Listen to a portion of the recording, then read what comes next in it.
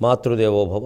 నీ పాదంబుల సేవ చేయుటకు నన్నెన్నేండు నీ ధాత్రిపై కాపాడంగదలంచితో పలుకువాల్గంటి తపన్మస్తకం బాపాదంబుగనుండ నిమ్ము కవితాభ్యాసంబుగా జీవితం వేపూటన్ కొనసాగనిమ్ము దయతో ఇంకేమి కోరన్ నిను. సృష్టికి మూలమైన భగవత్తత్వాన్ని మనకు అవగాహన కావిస్తూ ఉన్న మహాభారత కథాశ్రవణం కోసం ఎదురు చూస్తూ ఉన్న భక్తి టీవీ ప్రేక్షక మహాశయులందరికీ కవి బ్రహ్మ ఉభయ కవి మిత్రుడు తిక్కన సోమయాజి రచించిన ఆనుశాసనిక పర్వానికి సాగుతున్న సామాజిక వ్యాఖ్యలో విష్ణు సహస్రనామ స్తోత్ర వ్యాఖ్యానంలో 1573వ భాగానికి స్వాగతం పలుకుతున్నాం.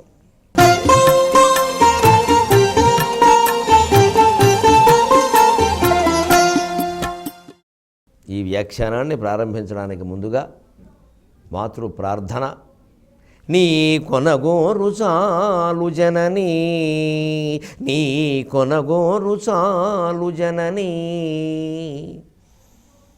మృదుభావమరంద మాధురీ శ్రీకమనీయ వాక్య తులసీదళ సేవిత పద్మనాభశయ్యాకర దుగ్ధసాగర మఘానస శాసక పద్మజా పురాణీకరణీత నవ్యనవనీతము చేకొని మృంగి పొంగగా నీ కొనగోరు చాలు జననీ. ఏ అమృతాన్ని మనం సేవించాలన్నా ముందు తల్లి కొనగోటి ముద్దలు తినాలి. ఆ అదృష్టం పట్టనవాడికి ఈ అవకాశము కలగదు. తల్లి అర్థమైతే ప్రపంచం అర్థమవుతుంది, మాత అర్థమైతే జగన్మాత అర్థమవుతుంది. మాతని గౌరవిస్తే మాతృభాష మాతృదేశం అన్నింటినీ గౌరవించడం అలవాటు అవుతుంది. నీ కొనగోరు చాలు జనని, ఆ కొనగోరు చాలమ్మ. మృదుభావ మరంద మాధురి శ్రీకమనీయ వాక్య తులసీదళ. స్వామిని అర్చించడానికి మనకి తులసీదళాలు కావాలి. విష్ణువు తులసీ ప్రియుడు. ఆ తులసీదళాలు ఏమిటి? మన మనస్సులో ఉండే భక్తిభావాల మకరందంతో నిండిన భావ పుష్పాలు. వాటినే తులసీదళాలుగా సమర్పించాలి. ఆ తులసీదళాలతో సేవించబడినటువంటి స్వామి పద్మనాభుడు. తులసీదళ సేవిత పద్మనాభ. శయ్యాకర, ఆయన శయనించేటువంటి శయ్యకు ఆకరమైనది సముద్రం, పాల సముద్రం. పద్మనాభ శయ్యాకర దుగ్ధసాగర, ఆ పద్మనాభుడికి శయ్య అయినటువంటిది పాల సముద్రం. ఆ శయ్య ఆదిశేషుడు, ఆదిశేషుడికి ఆ శయ్యకి ఆకరమైనది పాల సముద్రం. మహానస శాసక, ఆ పాల సముద్రంలో ఓ వంటిల్లు ఉంది. మహానసం అంటే వంటశాల. ఆ వంటింటిని శాసించేది లక్ష్మీదేవి. మహానస శాసక పద్మజా పురాణి, పురాణకాలపు దేవత అయినటువంటి మహాలక్ష్మీదేవి ఆ వంటిల్లు శాసిస్తుంది. కరణీత నవ్యనవనీతం, అది పాలసముద్రం కాబట్టి, అందులో వంట ఇంటికి ఆవిడ అధినాయకురాలు కాబట్టి, ఆవిడ చేతులతో తీసి ఇచ్చినటువంటి నవనీతం మేము సేవించాలన్నా కూడా అమ్మా వెంకటరమణమ్మ నీ కొనగోరు చాలు జననీ. మహావిష్ణు సహస్రనామ స్తోత్రం తత్వం అర్థం కావాలంటే ఈ ప్రార్థన చేయకుండా ఎలాగండి? అమ్మవారు లక్ష్మీదేవి తీసి ఇవ్వకపోతే నవనీతం మనకేమర్థమవుతుంది? ఆ నవనీతాన్ని కూడా తల్లి చేతి కొనగోటి ద్వారా తినకపోతే మన శరీరానికి పట్టదుగా. మనకి ఈవిడ కదా తల్లి, ఆవిడ జగన్మాత. అంటే ఆవిడ ఈవిడికి ఇవ్వాలి, ఈవిడ మనకి ఇవ్వాలి. నీ కొనగోరు చాలు జననీ,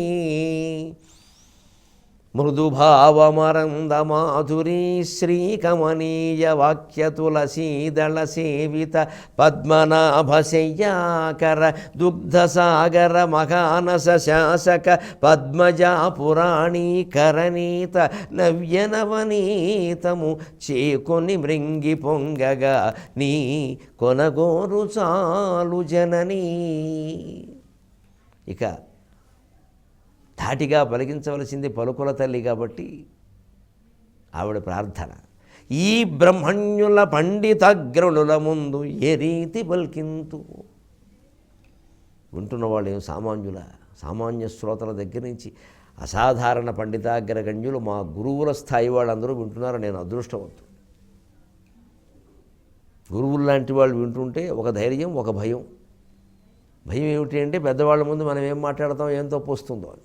ధైర్యం ఎందుకంటే మనవాళ్లేగా, ఏమన్నా ఉంటే చెబుతారు, పర్వాలేదు, సర్దుకోవచ్చు, సమర్థించేస్తారు శిష్యుడు కాబట్టి అని ఒక ధైర్యం. అంచేత మన రంగంలో మనకంటే పెద్దవాళ్ళు సభలో ఎదురుగా ఉంటే కించిత్ భయం లేకుండా అలా ఉంటుంది, కానీ ధైర్యం కూడా ఉంటుంది. అంచేత ఆ ఆత్మీయతను నేను పొందగలిగాను, తల్లి ప్రేమను పొందగలిగినట్టే గురువుల ప్రేమని పొందగలిగాను. కాబట్టి ఈ బ్రహ్మణ్యుల పండితగ్రణుల ముందే రీతి పల్కింతువో, అబ్రాజేంద్ర గభీర భావములు వ్యహారములన్ నింపగా, ఓ బ్రాహ్మీ నిన్ను వేడుకొందు. ఈ బ్రహ్మణ్యుల పండితగ్రణుల ముందే రీతి పల్కింతువో, అబ్రాజేంద్ర గభీర భావములు వ్యాహారములన్ నింపగా, ఓ బ్రాహ్మీ నిన్ను వేడుకొందు. పద సంయోగంబమోఘంబుగా శుభ్రత్నాకరమౌనుగాత, పద సంయోగం అమోఘంబుగా శుభ్రత్నాకరమౌనుగాత, మురజిత్ స్తోత్రము మురజిత్ సూక్తము త్వత్ప్రోక్తమై, మురజిత్ సూక్తము త్వత్ప్రోక్తమై శుభ్రత్నాకరమౌనుగాత సభా. ఈ బ్రహ్మణ్యులు, బ్రహ్మణ్యో బ్రహ్మకృత్ బ్రహ్మ వివర్ధన బ్రహ్మవిద్బ్రాహ్మణో బ్రహ్మీ బ్రహ్మజ్ఞో బ్రాహ్మణ ప్రియ అని ప్రత్యేకించి ఆ బ్రహ్మజ్ఞానాన్ని యొక్క విశిష్టత విష్ణు సహస్రంలో ఒక 10-12 నామాల పేరు మీద ఒక శ్లోకం అంతా చెప్పారు వ్యాస మహర్షి. అటువంటి బ్రహ్మజ్ఞులు వింటున్నారమ్మా, తెలిసిన వారు, పండితాగ్రణులు. ఏ రంగా పలికిస్తావో నీ దయ నా ప్రాప్తం. ఎప్పుడు మహత్తరమైన విషయాల మీద మాట్లాడేటప్పుడు ఈ భయం ఉండాలండి మనసు, అప్పుడు జాగ్రత్తగా మాట్లాడతాం. ఆ వినయం అవసరం. అలాగని అది ఇంకా అపనమ్మకంలోకి వెళ్ళిపోకూడదు, అధైర్యంలోకి వెళ్ళిపోకూడదు.